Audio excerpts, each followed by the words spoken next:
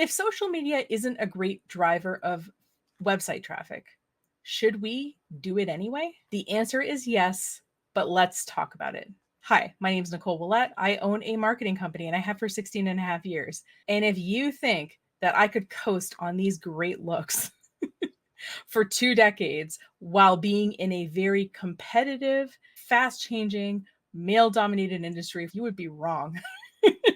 But I do hope you stick around and understand what social media's role is in your business marketing and why it should be part of your marketing mix for most businesses, I should say. This video is coming about based on a comment that I got on one of my reaction videos. So, in case you don't know, I do these reaction videos where I react to online marketing gurus, the kind of people who want to sell you like a $3,000 course about how you're going to make a 7-figure business out of affiliate marketing with Pinterest, or that you're going to pay $200 a month for their membership and they're going to show you how to set up an 8-figure drop shipping website with Shopify. And you know how as I'm saying these, you're like, that feels like it might not probably happen. That's the reason I make those videos, is because I don't want people to waste their money and their time. I want, if someone is going to enter an online business or start doing marketing for their small business, that they enter it with something realistic, attainable, and something that makes sense for them. So anyway, on one of these videos, someone basically left a comment that said, well, you don't know anything about marketing because you did not bring up social media as a way to drive website traffic.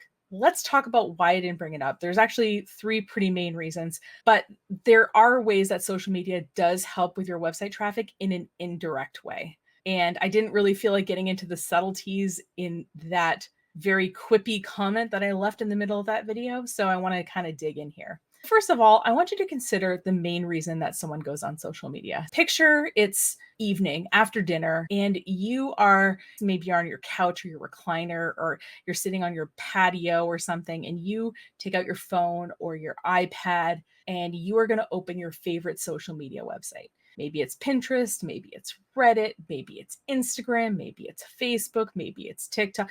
You get the idea. So you're opening whatever one of those kind of speaks to you, and you start scrolling. Now, let's say that in the middle of your scroll, there was an article from your favorite magazine, and it said, hey, click here to read this article that you would probably be interested in the middle of the feed as you're scrolling. How likely are you to click on that article? You might click on the article to bookmark it to read later. You might click on the article and kind of skim it a little bit.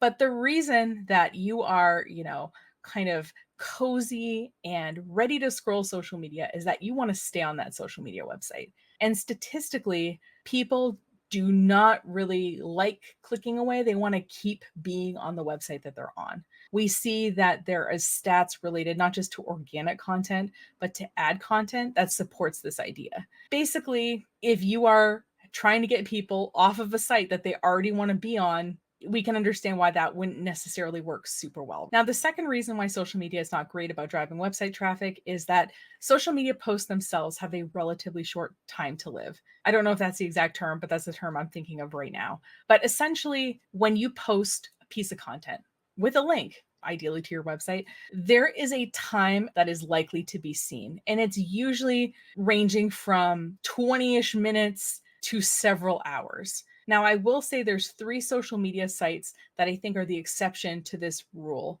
in terms of having links that are clickable that quote unquote last longer than a few hours. One of them is YouTube, second biggest search engine in the world after Google. Number 2 is Reddit. And Reddit's traffic, by the way, since it's really integrated into Google, has gone up significantly in the last several months. You'll notice Reddit results actually on the probably front page of your Google search results when you look for something. And the third one is Pinterest. I have sort of a travel-ish blog that has some e-commerce to it, and I get traffic to that website every single month through Pinterest. And I made pins for that website like 7 years ago. So there is some longevity for some kinds of posts and some kinds of content on these different platforms, on the 3 that I just mentioned. But in general, when you post a status update to Facebook or Instagram, or you post a TikTok or something, yeah, you're going to get traffic to that stuff maybe a little bit later on, months or years later, but probably it'll be pretty minimal. And the third reason why social media is not great at driving website traffic is that these platforms have built it so that it specifically isn't. because they want to keep people on their platform. So for example, let's say that I did an Instagram reel about a blog post that I've written and I want to drive people to the blog post. Well, the first thought would be, oh, I should put a link to the blog post in the caption of my Instagram reel, except that link will not be clickable. Same with TikTok, same with most platforms. I would say Facebook, LinkedIn, and Pinterest handle links well, but not really the other sites. And we know that Instagram is now the dominant social media platform. So if your dominant platforms are not great at driving traffic, except if there's a product link, both TikTok shops and Instagram shops have a way that you can tag products in your videos. But if you just want to link to content that is on your website, you have to hashtag link in bio. And what people do is they post, various links underneath that one link to be able to get people to different kinds of content, to products they're affiliating for, to their services page or their pricing page, to their online store, that kind of thing. And so it becomes a little cumbersome because you have to be like, oh, I'm going to post a video about that blog post. I got to make sure that that's linked in my link tree, my beacons page, my stand store, my mobile friendly page on my website that I use as my profile link on TikTok and Instagram. So all this to say is that these sites have made it so people are staying on the site and not going to your site. And that if you do post stuff on these platforms, that the effects are not going to last a super long time. So you're going to have to keep posting to these platforms, right? And keep giving them free content. Not to be cynical about large media companies or anything, but this is on purpose. We're on the same page. Now, I will say I've probably seen the Google Analytics data of a couple hundred websites at this point. I would say that most websites, less than 5% of their total traffic is driven by social media. I'm sorry I just killed your hopes and dreams by telling you that all that work you're doing, posting content to these social media platforms and being responsive on them to people is not necessarily driving direct website traffic. But let's talk about the reasons that it'll help your traffic and you should do it anyway. So first of all, social media helps with something called inbound links. So if you've looked into search engine optimization before, you probably noticed that in these checklists and various things that you read, one of the things that is continuously referred to is something called inbound links. So inbound links are links that are coming into your website from other places. Ideally, you want these links to be diverse, so lots of different domains. You want domains that have a high level of reputation, like the New York Times or other highly trafficked websites. You maybe want them to be linking with associated text, which is called anchor text. So it almost is like the link has keywords in it. These various things all contribute to not only your interconnectedness with the internet, but the reputation of your website online. So by posting links to a variety of platforms, that can really help build your inbound links. Another thing that posting social media helps with is brand recognition. So for example, let's say that you saw an ad last week for this desk that folds down really small, but it can be a standing or a sitting desk for when you travel. And let's say you thought that was pretty cool and you clicked through, but saw that it was $400. And so you slowly backed away. And by slowly backed away, I mean you left the link saved somewhere and you went back to your social media scrolling because you can't just decide to spend $400 on a Friday night. And then let's say you see some more ads for other products that this company has and you start following them on social media. And then let's say 6 months from now, you're going to be like, you know what? I'm still thinking about that stupid desk. I have $400 now.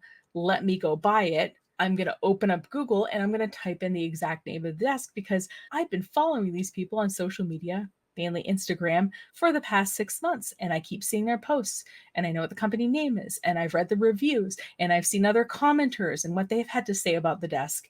And I've been thinking about it. So social media helps with that. Yes, I might not click from Instagram to directly buy the desk right away, but Instagram put that desk and that company on my radar. And I'm keeping an eye on things. And it could do the same for your company too. I mean, the phrase TikTok made me buy it is a whole hashtag. So yeah, these sites are influential and they influence searches that lead to purchases. And sure, maybe someone sees the ad 6 months later, clicks on the ad and buys it. Maybe that is what ultimately does it. But in general, it takes time for someone to buy something, in particular if it's a higher ticket product. And let's face it, with ad prices these days, you probably are only advertising things that are a relatively high ticket product if you are advertising for people to click through to a website. And thirdly, social media creates an opportunity to build relationships with affiliates, partner businesses, and things like that. You can talk about your products and services on your own website. You can post testimonials on your own website. You can post all kinds of things on your website. But in terms of a place where people are having discussions and building relationships, that's happening on social media. So, do you want to pretend that conversation isn't happening, or do you want to be a part of it? That was a rhetorical question, but you get what I'm saying.